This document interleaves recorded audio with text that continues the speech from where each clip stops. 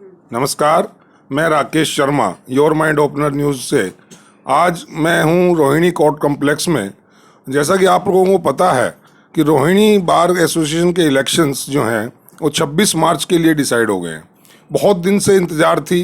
Corona काल से पहले ये इलेक्शन होना था, लेकिन अनफॉर्चुनेट सिचुएशंस बनी और ये इलेक्शन पोस्टपोन्ड हुआ। एक काफ़ी जद्दोजहद के बाद प्रेसिडेंट बार ने एक काफ़ी लंबी लड़ाई के बाद इस पर एग्री हुआ। इलेक्शन कमीशन ने अपना डिसीजन दिया कि 26 मार्च को इलेक्शन होगा। इसमें आज की डेट में रोहिणी बार में बहुत ज़्यादा गहमा गहमी है। हर दावेदार जो भी किसी भी पोस्ट पर आ रहा है वो कह रहा है कि आई एम द बेस्ट। तो हम ऐसे ही कुछ कैंडिडेट्स से आपकी बात कराना चाहेंगे।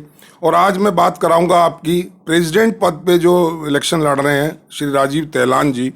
जो मैं इनके बारे में थोड़ा सा बता दूं कि ये 2 बार जॉइंट सेक्रेटरी रह चुके हैं, इसी बार में 2 बार सेक्रेटरी रह चुके हैं। और इनका एक विज़न है, इनके पास एक क्लियर विज़न है और उस विज़न को पूरा करने के लिए उन अपने जो एम्स एंड ऑब्जेक्ट्स इन्होंने रखे थे कि बार में रह करके किस तरह से वकीलों का वेलफेयर करेंगे, ये इनके जहन में बहुत ही बिल्कुल क्लियर, क्रिस्टल क्लियर है। तो हम इनसे ही बात करेंगे और मैं आपको बिल्कुल डायरेक्ट इन्हीं की ज़बानी सब सुनवाऊंगा कि इनका अभी फ़िलहाल क्या एजेंडा है और ये किस तरह से वकीलों के वेलफेयर के लिए काम करना चाहते हैं। तो राजीव तेलान जी, आपका स्वागत है हमारे चैनल में। मैं सीधा आपसे एक सवाल पूछ रहा हूँ और मैं ये सवाल आम वकीलों की समझ लीजिए कि उनकी आवाज़ बनकर पूछ रहा हूँ कि क्यों आपको ही वोट दें लोग एज ए प्रेसिडेंट, और जो प्रेसिडेंट के दावेदार हैं, मैं उनका किसी का नाम नहीं ले रहा हूँ, लेकिन जो कैंडिडेट्स हैं उनको क्यों ना दें, आपको ही क्यों दें? आप ऐसा क्या स्पेशल करना चाहते हैं जो आपको लगता है कि आप अगर जीत जाते हैं तो आप ही कर पाएंगे, दूसरे नहीं कर पाएंगे? सर, बहुत अच्छा क्वेश्चन आपने पूछा कि मैं जब पहली बार सेक्रेटरी चुन के आया था तो मैंने यहाँ बार में जो व्यवस्थाएं थी उनको पूरी तरह से जो चरमरा गई थी सारी व्यवस्थाएं, उनको शुरू से ही काम करना उन पे आरंभ किया था। और अब भी मेरा एक क्लियर विज़न है कि सबसे पहले सबसे बड़ी जो मांग है हमारी वकीलों की वो प्रोटेक्शन एक्ट है और वो सबसे पहले हम सरकार पे प्रेशर बनाएंगे कि वो सबसे पहले उस एक्ट का एक ड्राफ्ट बने और बारों से डिस्कशन करके, बार काउंसिल से डिस्कशन करके और सरकार उसको जल्दी से अमली जामा पहनाए। दूसरी सबसे जो रोहिणी, क्योंकि मैं रोहिणी का चुनाव लड़ रहा हूँ, रोहिणी में जो सबसे बड़ी समस्या है यहाँ वकीलों के लिए एक चैम्बर की सबसे बड़ी समस्या है, क्योंकि आज जो हमारे यहाँ चैम्बर्स की तादाद है वो करीबन 500 के करीब है, जिसमें से वकीलों के हिस्से में करीबन 450 चैम्बर आते हैं। तो वकील यहाँ मेंबर 7-8 हज़ार के करीब हैं। और वोटिंग राइट की बात करें तो 3881 लोगों को आज चुनाव में वोटिंग राइट है। तो और सिर्फ चैम्बर्स में जो मिला हुआ है वो 900 लोगों के करीब मिला हुआ है। तो बहुत सारे यंग्स जो हैं एडवोकेट्स जो आज इधर उधर बैठ रहे हैं, उनको बैठने की जगह है। तो एक चैम्बर की व्यवस्था हो, उसके लिए चाहे अलग बिल्डिंग की व्यवस्था हो, सीटिंग अरेंजमेंट्स की व्यवस्था हो, तो उसको प्रायोरिटी रखेंगे हम। उसके अलावा हमारे वकीलों के लिए हेल्थ वगैरह की जो अब सरकार ने लागू की है, इसको प्रॉपर तरीके से हमारे यहाँ हमने शुरू की थी सबसे पहले कि अगर किसी भी वकील को कोई ट्रेजेडी होती है तो 1 लाख रुपए, और अगर कोई बीमारी है तो उसके लिए हम 50,000 रुपए तक उनको देते थे। ये स्कीम जो है मैं जब सेक्रेटरी था अपनी बार से हमने ये शुरुआत की थी कि हम ये शुरुआत हमने की 2010 में जब मैं सेक्रेटरी था, तब हमने ये शुरुआत की थी। और इसको अब सरकार ने जैसे व्यवस्था दी है तो जो लोग रह गए हैं वो भी, और जो एनसीआर में वकील रह रहे हैं, क्योंकि दिल्ली देश की है, खाली जो दिल्ली में रह रहे हैं उनके नहीं, दिल्ली के आसपास देश की राजधानी और दिल्ली के आसपास बहुत सारे वकील आते हैं। और वो कोई गाजियाबाद रहता है, कोई बहादुरगढ़ रहता है, कोई सोनीपत रहता है, कोई गुड़गांव है, कोई फरीदाबाद है। तो इस तरह से दिल्ली के चारों तरफ से वकील दिल्ली में आते हैं और वो अपना रेजिडेंस, क्योंकि यहाँ बहुत महंगे हैं, नहीं खरीद पाते, वहाँ रहते हैं। तो उन लोगों को भी इस स्कीम में जो सीएम वेलफेयर स्कीम है इसमें इंक्लूड किया जाए। उसकी लड़ाई हम लड़ेंगे और उनको दिला के रहेंगे। उसके अलावा जो है हमारे यहाँ नेटवर्क की बहुत बड़ी प्रॉब्लम है। अब जब हाइब्रिड सिस्टम होने जा रहा है, बहुत सारी चीज़ें सरकार या जुडिशरी में बहुत सारे लोग इस बात के हिमायती हैं कि हाइब्रिड सिस्टम हो, तो उसके लिए सबसे पहले जो धरातल पे ज़रूरत है वो ज़रूरतें यहाँ पूरी होनी चाहिए। नेटवर्क की एक बहुत बड़ी प्रॉब्लम्स है, बिल्डिंग में और 4 ही प्रॉब्लम्स है। हमारे यहाँ जैसे कैंटीन की कोई अच्छी व्यवस्था नहीं है, तो वो व्यवस्था हम यहाँ चैम्बर ब्लॉक में भी और कोर्ट बिल्डिंग में भी दोनों जगह अलग अलग वो एक दिमाग में खाका है उसको तैयार करेंगे। जो एडवोकेट्स जिनको चैम्बर्स की ज़रूरत नहीं और सीट से ही उनका काम चलता है, तो हमारे यहाँ मेरे दिमाग में 3-4 जगह हैं जिनको चिन्हित मैंने कर रखा है कि भाई आते ही सबसे पहले इन 3-4 जगह पे जो एडवोकेट्स हैं उसका ब्लॉक बना के अलग अलग उनको यंग्स को लेडीज़ को एक अलग से रूम बनाया जाए, उसमें सीट अलॉट की जाए, यंग्स लॉयर्स को और सीनियर एडवोकेट्स के अलग। इस तरह से मेरे दिमाग में एक बड़ा खाका है कि हम इस तरह से लोगों को एडजस्ट कर सकते हैं उनकी सीनियरिटी के हिसाब से, उनकी जो है जो यहाँ मेंबरशिप है उसकी सीनियरिटी के हिसाब से हम उनको कर सकते हैं। जो यंग लॉयर्स हैं जो अभी फ्रेश आए हैं या जिनको 2 साल 4 साल 5 साल हुए हैं, उनके सामने बहुत ज़्यादा समस्या है। और अभी आपने देखा पिछले कोरोना काल में, तो मैं समझता हूँ और बहुत शॉर्ट शब्दों में कहूँ तो लोगों की कमर टूट गई है, जो बेचारे यंगस्टर्स थे या जिनके पास बहुत ज़्यादा केसेस नहीं थे, जो स्ट्रगलिंग लॉयर्स थे, उनके साथ तो ऐसा हो गया है कि उनको ना वो इस प्रोफेशन को छोड़ सकते हैं और ना ही उनको यहाँ रास्ता मिल रहा है। उनके लिए कोई स्कीम आपके पास?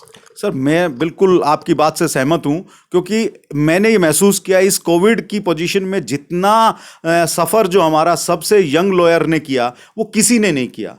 और जो जिनकी प्रैक्टिस 2 साल की 4 साल की 5 साल की है उन्होंने बहुत ज़्यादा सफ़र किया। और मेरे दिमाग में एक खाका ये है कि उनके लिए हम एक सिस्टम डेवलप करें, एक पोर्टल जो है बनाएं और उसमें एक व्यवस्था करें कि जिनको जिन सीनियर्स को जूनियर्स की ज़रूरत है वो भी उस पर डालें, और जो कहीं जाना चाहते हैं उनकी ये क्वालिफिकेशन है, ये यहाँ इससे कर रखी है, वो दोनों एक ऐसा हम पोर्टल तैयार करके जिसमें आराम से सीनियर्स को जूनियर मिल सके और जूनियर को सीनियर। दलान साहब, एक कड़वे सच की तरफ मैं आपका ध्यान ले जाना चाह रहा हूँ। कड़वा सच ये है कि हमारे जो सीनियर्स हैं, जो भी हर कोर्ट में, मैं इसी की बात नहीं कर रहा हूँ, वो जूनियर रखते तो हैं और जूनियर सभी रहे, मैं भी रहा हूँ, आप भी कभी जूनियर रहे। ये तो जैसे वो सास भी कभी बहू थी, तो कभी ना कभी कोई जूनियर रहा तभी सीनियर बना। लेकिन दुर्भाग्य ये है कि हमारे सीनियर्स जूनियर्स को ना तो वो उतना पैसा देते हैं और ना ही उतना मॉरल सपोर्ट देते हैं, मैक्सिमम की बात कर रहा हूँ।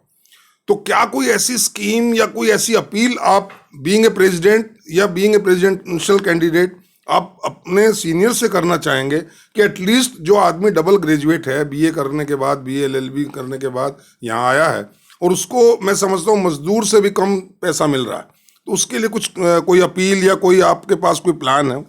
सर मैं बिल्कुल आपकी बात से सहमत हूँ कि मैं और आपके माध्यम से, आपके चैनल के माध्यम से ये अपील भी करूँगा सारे सीनियर से भी और जो मेरे साथी हैं, मेरे हम उम्र हैं एडवोकेट्स, उनसे भी, कि जो हमारे छोटे भाई हैं, ये हमारे परिवार के सदस्य हैं, हमारे बच्चे हैं, तो हमें इनको प्रोत्साहन देना चाहिए और एक रिस्पेक्टेबल अमाउंट इनको देना चाहिए और इनको रिस्पेक्ट भी पूरी देनी चाहिए, ताकि ये हमारे साथ जुड़ के एक महसूस करें कि एक परिवार की तरह हैं।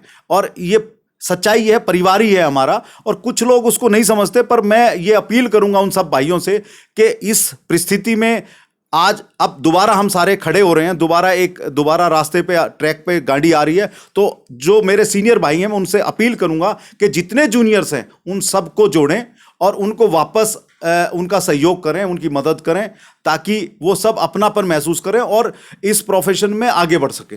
एक लास्ट क्वेश्चन, बिल्कुल समय बहुत कम है और मैं बिल्कुल ये बहुत ही शॉर्ट में आपसे जानना चाहूँगा, जो हमारी बहनें हैं, जो यंग लॉयर्स हैं या जो बहुत दिनों से काम कर रहे हैं, उनके बारे में कोई सॉलिड, कोई उनकी वेलफेयर के लिए या उनकी जो प्रॉब्लम्स हैं उनके बारे में मैं समझता हूँ बहुत ज़्यादा सीरियसली नहीं सोचा गया है, तो उसके लिए कोई आपके मन में कोई ऐसा कोई दिमाग में प्लानिंग है?